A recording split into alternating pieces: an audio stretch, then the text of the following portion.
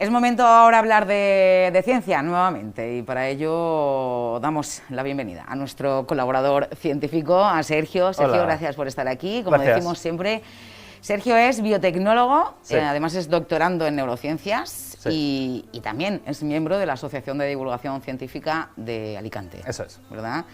Bueno, en este caso hablamos de un tema que es muy interesante y que yo creo que para todos los humanos y humanas es algo que está ahí muy presente y que bueno, lo hemos visto en el cine también en la gran pantalla, ¿no? Porque Desde hablamos luego. de seres inteligentes, de la existencia de seres inteligentes. ¿Podemos decirlo así? Sí, series extraterrestres inteligentes, porque sabemos que en la Tierra existen. Pues en este sentido, como decíamos, en la gran pantalla se ha representado, ¿no? Sí. Vamos a ver un pequeño fragmento y así la gente ya sabe de lo que estamos hablando. Quédate.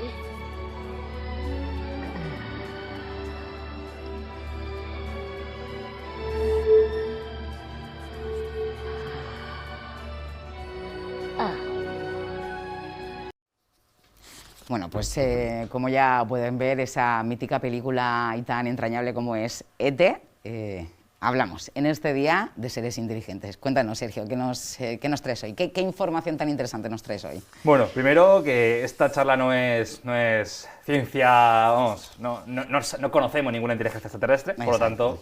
Esto es la tenemos ciencia pruebas. ficción, todos lo sabemos. Sí, vida extraterrestre tampoco, pero bueno, la cosa está en plantear las preguntas seriamente, intentar Sí. abordarlas de manera científica y a ver qué información podemos extraer, ¿no? Esta primera diapositiva es una foto de la Tierra, de nuestro planeta. Es la foto más lejana que se ha tomado de la Tierra. La tomó la sonda Voyager 1 a 6.000 kilómetros de distancia, muy lejos, más o menos a la altura de Saturno. Y bueno, nos hace sentir pequeños, es un punto azul pálido que decía Carl Sagan.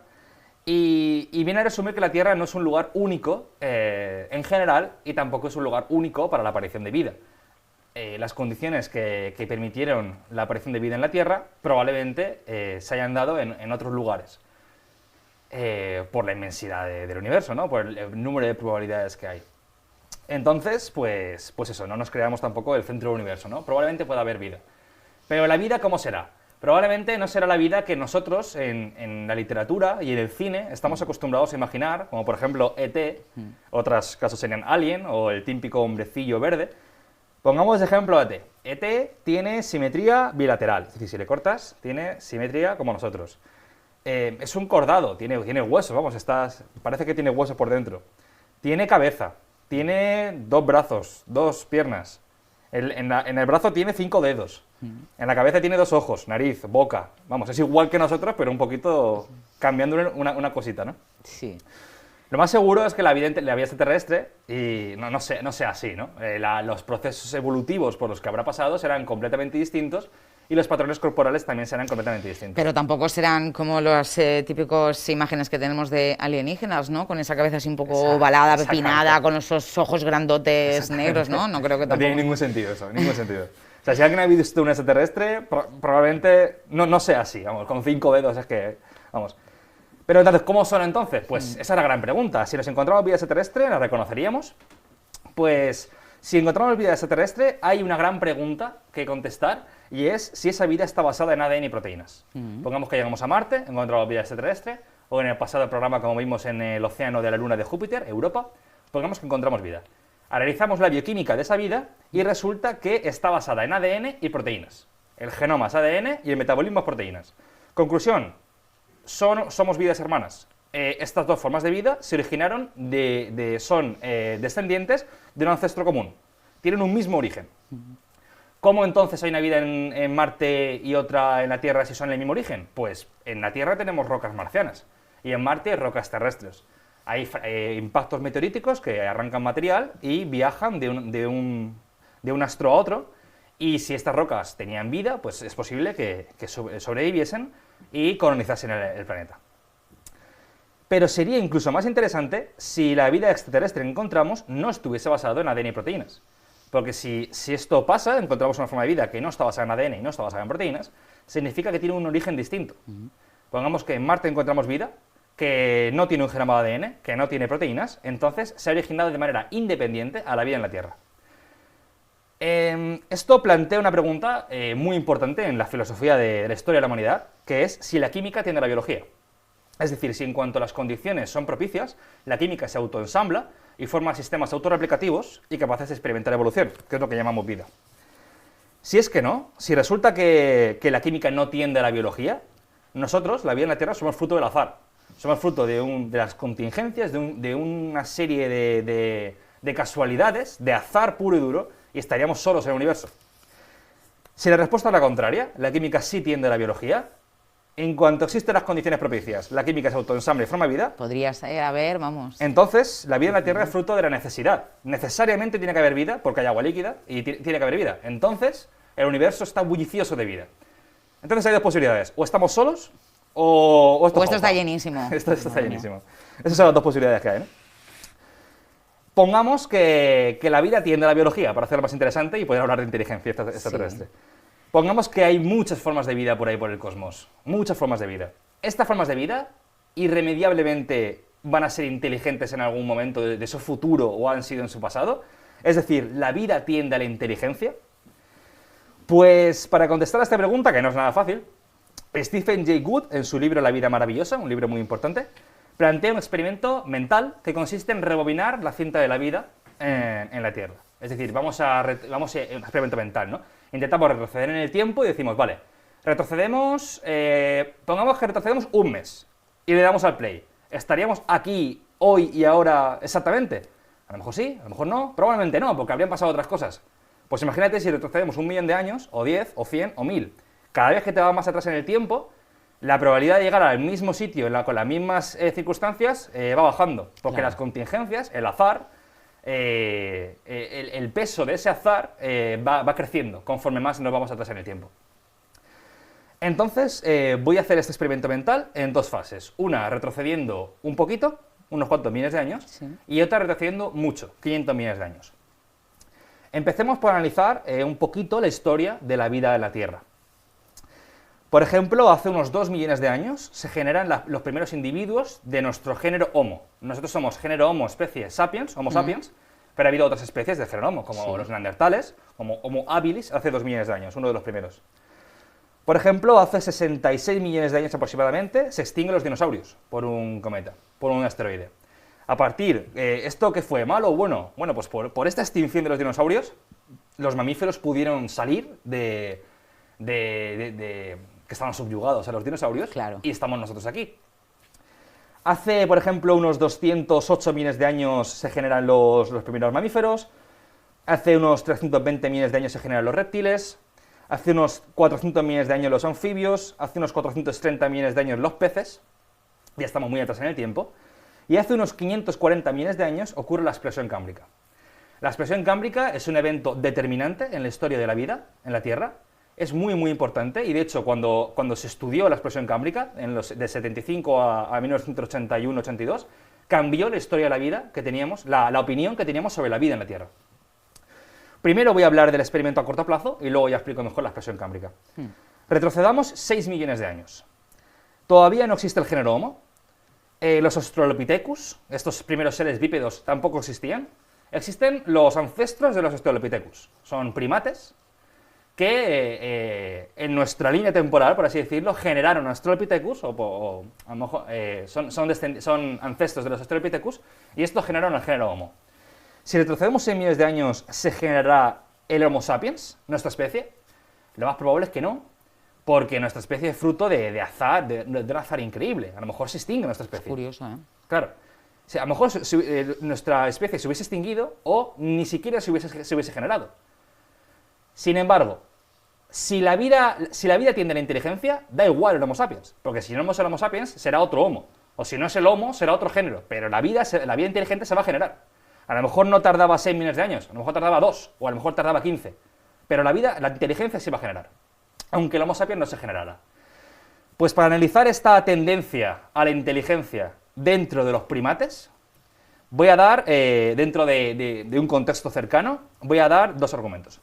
El primero es cibernético.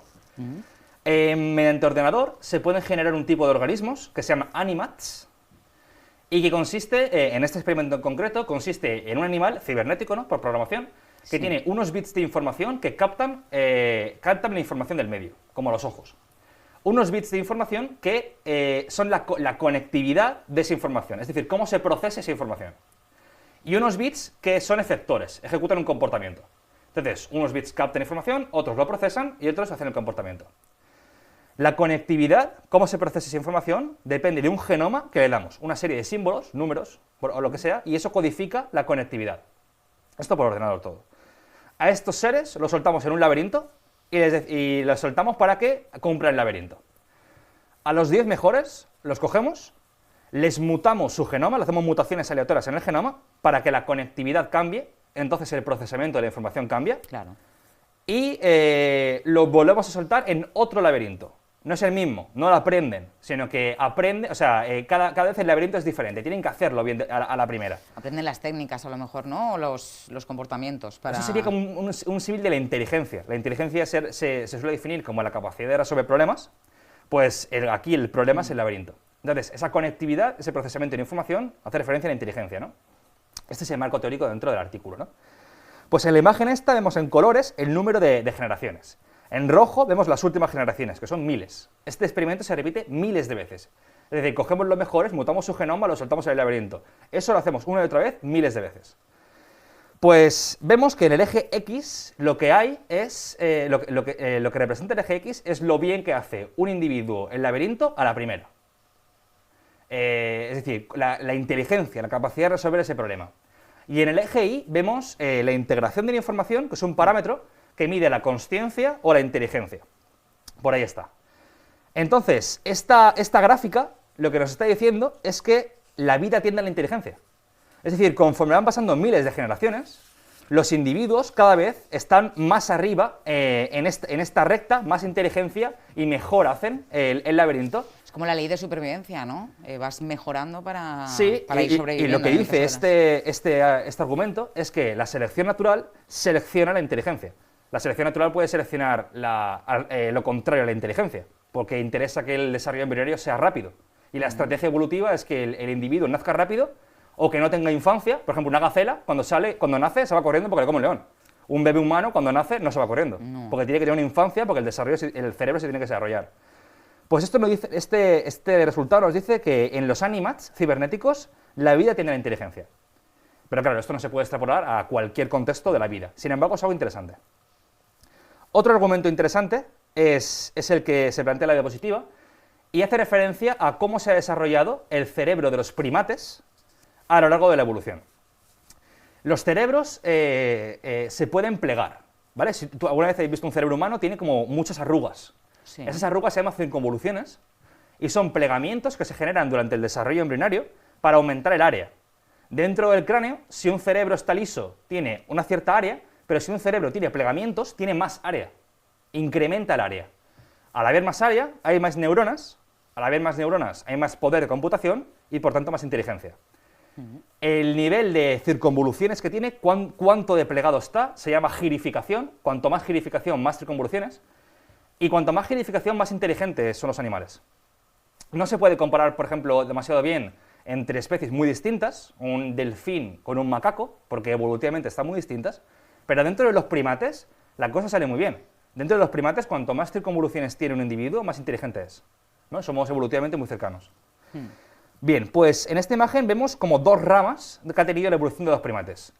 En rojo vemos, en amarillo vemos ese individuo, ese ancestro común de las dos ramas, que tenía un índice de girificación amarillo, es decir, el que tenía ese individuo en ese momento.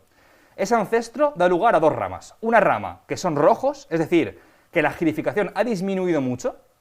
El ancestro tenía plegamiento en el cerebro y sus descendientes está liso el cerebro. Ha tendido a ser más tonto, entre comillas.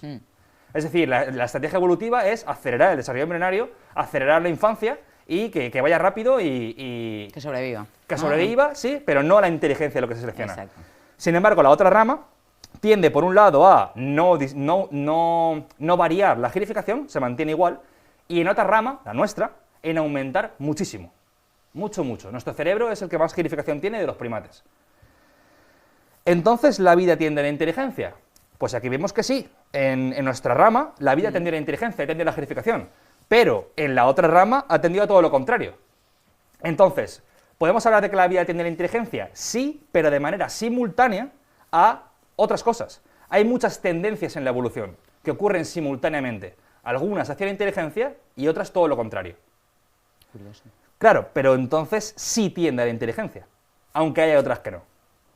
Al menos esto es lo que extraigo yo de este estudio. Pero claro, estamos hablando de un caso en el que existe un sustrato físico que llamamos cerebro, Sí. que ya de por sí es el poder, la mayor máquina de computación de la historia. Entonces la selección natural tiene ese sustrato llamado cerebro para operar, y la selección natural puede cambiar ese cerebro y tender a la inteligencia o no tender. Pero ¿y si nos vamos a antes de que existiese un cerebro? ¿Y si el cerebro no llega a aparecer? Entonces ahí, a hablar de tendencia a la inteligencia está más complicado, ¿no? Claro. Retrocedamos a la expresión cámbrica y lo explico un poco mejor en qué consiste. He dicho que nuestra especie se llama Homo sapiens. La palabra Homo hace referencia al género y la palabra sapiens a la especie, ¿no? Homo sapiens es la especie. Dentro del género Homo hay muchas especies. A su vez, la especie está dentro del género, ¿no? A su vez, el género está dentro de un grupo mayor que se llama familia. A su vez, la familia está dentro de un grupo mayor que se llama orden. A su vez, el orden está dentro de una clase y la clase está dentro de un filo. En nuestro caso, especie Homo sapiens, género Homo, familia homínidos, Sí. orden primates, clase mamíferos y filo cordados, vertebrados. El filo, el escalafón de arriba, hay otro por arriba que es el reino, pero nos quedamos en el filo, es muy importante porque hace referencia a los patrones corporales de un grupo de animales. Por ejemplo, si comparamos un caracol y un caballo, no tiene nada que ver. Claro. Pero si comparamos una cebra y un caballo, son prácticamente iguales, Sí. pero son especies distintas. Pues los filos son los patrones corporales que se han generado. Por aquí un patrón corporal, los moluscos, y aquí hay muchas especies. Por aquí otro distinto, los artrópodos, y aquí hay muchas especies. Entonces los filos son muy importantes porque son las alternativas, las opciones que ha dado la evolución, y sobre esas opciones, sobre esos patrones corporales, ya la evolución ha operado y ha generado distintas especies, distinta diversidad. Sí. Pues bien, en esta imagen vemos que aproximadamente el 85% de los filos, es decir, de los patrones corporales, grosso modo, se generaron en el Cámbrico. En el principio, el Cámbrico es un periodo, hace 540 millones de años, pues se generan la gran, inmensa mayoría de todos los filos, de todos los patrones corporales que han existido. Y además, también la gran mayoría de las clases, que es el siguiente escalafón. ¿Esto qué nos quiere decir? Nos quiere decir, y en esta diapositiva se aprecia muy bien, que la tendencia, la evolución de la vida no ha sido el cono creciente de diversidad típico que se ha asumido en la iconografía de la evolución, la típica imagen esta de un mono que se va poniendo de pie cada vez más recto, Sí. cada vez más recto. Esto no existe. Es más bien este cono de diversidad creciente. Y está demostrado. Demostradísimo. Esto no existe, no funciona así, sino que es más bien, en vez de ser una copa de un pino, es más bien un césped en el que algunas ramitas de ese césped Sobresalen. sobresalen, y el resto probablemente se extinguen. Entonces, ¿por qué no vemos un espectro continuo entre el eslabón perdido? Es que no hay eslabón perdido, hay muchísimos eslabones perdidos. La mayoría de estas especies se extinguen, y solamente quedan pues algunas de ellas, y por eso parece que salta mucho de una a otra. Aquí es interesante comentar la diferencia entre los conceptos, que es la diferencia entre diversidad y disparidad. La diversidad hace referencia a, dentro de un patrón corporal, el número de especies distintas que existen. Por ejemplo, si ponemos patrón corporal de un caballo, pues tenemos que un camello es parecido, una cebra es parecido, un toro es parecido. Dentro de los moluscos, pues un caracol y una babosa son muy parecidos. Entonces, la disparidad hace referencia a estos filos, a estos patrones corporales muy distintos, y la diversidad hace referencia a, dentro de estos patrones corporales, cuántas especies hay, cuántas pequeñas variaciones hay. Lo que se creía antes de 1975, en este estudio de la expresión cámbrica, es que la disparidad, es decir, los patrones corporales, no habían cambiado desde la explosión cámbrica hasta ahora. Es decir, que todos los fósiles que encontramos en el periodo cámbrico son ancestros nuestros. Hoy en día lo que sabemos es que la mayoría de estos fósiles, de estos patrones corporales, se extinguieron. Y nosotros somos descendientes de algunos poquitos de esos individuos que Los que han vivieron. ido sobreviviendo. Pero la mayoría se extinguieron. Es decir, es un césped en el que las ramitas del césped representan las especies, las distintas Sí. especies, y algunas de esas ramitas salen y se diversifican. Entonces, la concepción que tenemos de la vida es totalmente diferente. Si hacemos un viaje en el tiempo y nos vamos a la explosión cámbrica, Sí. no podríamos decir cuáles de esos organismos darían, dentro de 500 millones de años, a la vida en la Tierra. Cada uno estaba perfectamente adaptado a su nicho ecológico y cada uno era igual que los otros. Ahora mismo, ¿qué dirás? ¿Quién va a conquistar el mundo? ¿Las ranas o los caballos? Pues no lo sé, no hay manera de saberlo. Pues entonces tampoco, no hay una tendencia, no hubo una tendencia hacia a lo que nosotros somos hoy. Que esto nos da la idea de que somos fruto de un azar increíble. No hay una tendencia en que los humanos hayamos salido, y probablemente la inteligencia tampoco, si nos vamos tan atrás en el tiempo. Esto es un argumento en contra que puede haber mucha inteligencia extraterrestre. Desmonta muchas teorías, ¿no? Muchos estudios. Bueno, es una perspectiva pesimista en cuanto a la inteligencia extraterrestre. Lo que tenemos claro es que la vida no es lo mismo que la inteligencia. Esto, lo que voy a decir ahora, a lo mejor genera debate, o se tendría que consensuar en un debate entre expertos, pero podemos llegar a decir que la vida tiende a ser pluricelular, a ser compleja y a ser diversa. Podemos decir esto, mediante evolución, la vida, seres unicelulares tienden a ser pluricelulares, la diversidad de células entre el individuo cambia, aparecen los tejidos, y a lo mejor la interacción entre esos individuos también se va alterando, la ecología también puede ir creciendo y la vida se hace compleja. Pero ya la inteligencia, pues parece que no es tan inmediato ese paso. Pero hay muchos planetas, las posibilidades son casi infinitas. Hay, no recuerdo el número exactamente, pero unos 100 billones de planetas habitables en el universo conocido, o una cosa así. Una barbaridad. Entonces, por improbable que sea la inteligencia, debería aparecer, ¿no? Algo. Por improbable que sea. Tendría que haber algo. Entonces, ¿dónde están? ¿Dónde están los extraterrestres? Porque el universo tiene 13.800 millones de años, nuestra galaxia se ha ido formando poco a poco, es muchísimo más vieja que nuestro planeta. Podría haber civilizaciones inteligentes perfectamente que lleven evolucionando millones de años. Nosotros, como civilización tecnológica, que llevamos 200 años. Entonces, ¿dónde están los extraterrestres? ¿Por qué no están aquí? ¿Por qué no han contactado con nosotros? ¿Por qué no nos han colonizado, para bien o para mal? Esto se conoce como la paradoja de Fermi, que la desarrolla Enrico Fermi, un físico del siglo XX, muy importante. Y es básicamente eso, si realmente las posibilidades son tan vastas y la aparición de vida inteligente por fuerza tiene que aparecer, ¿dónde está todo el mundo? Para ello hay muchas formas de contestarlo, que daría para otro programa, pero hay un planteamiento muy interesante que lo plantea Frank Drake, que se llama la ecuación de Drake, y esta ecuación plantea calcular el número de civilizaciones tecnológicas inteligentes en nuestra galaxia. ¿Es posible eso? ¿Es posible? Mira, la ecuación, que no se asusten los espectadores, es una ecuación, pero es una ecuación conceptual, no tiene solución.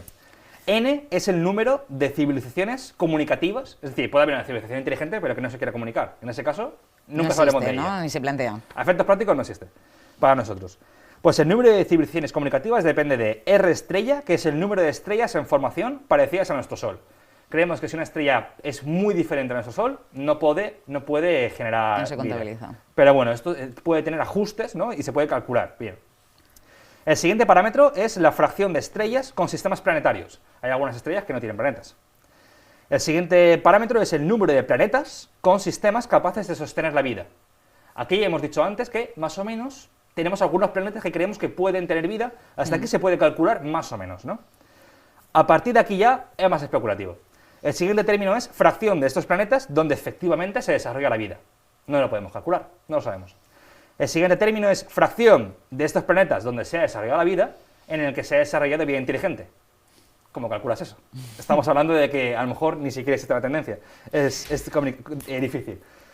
Siguiente término, fracción de estos planetas donde existe la vida inteligente que son capaces de comunicarse.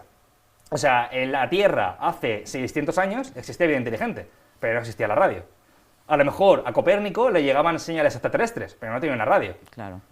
Es muy importante el momento exacto de la civilización para que pueda tener la tecnología como para bien captar. Sí, que se junten esos parámetros, ¿no? Claro, captar la información o bien enviarla. Y por último, el tiempo que dura esta civilización. Claro, si las civilizaciones inteligentes han existido y no han contactado con nosotros, es decir, la paradoja de Fermi, no están aquí, es que a lo mejor se han extinguido. A lo mejor nosotros nos extinguimos por nuestra tecnología. Claro. Una bomba nuclear, un apocalipsis nuclear. Es posible bueno, esto lo dicen algunos teóricos, filósofos de la vida inteligente, que la paradoja de Fermi se resuelve a que la vida inteligente se acaba exterminando a sí misma.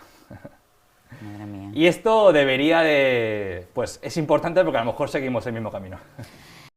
Claro, se plantea bueno, que sí que puede haber vida inteligente, pero que igual que nace, vamos a decirlo así, muere, ¿no? Exactamente. Y a lo largo del tiempo. ¿Cuánto duran las civilizaciones inteligentes en nuestra galaxia? ¿100 años? ¿1000? ¿10.000? Pero sí, la galaxia tiene miles de años. A lo mejor han existido muchas, pero se han exterminado. Son preguntas que ¿por qué no nos las hacemos, ¿no? Y bueno, respuesta evidentemente no tenemos. No. Sergio, gracias Muchas gracias a por vosotros. venir una vez más y hablarnos de estos temas que son tan interesantes y que nos dan que pensar, ¿eh? Vamos a darle una vuelta a todos.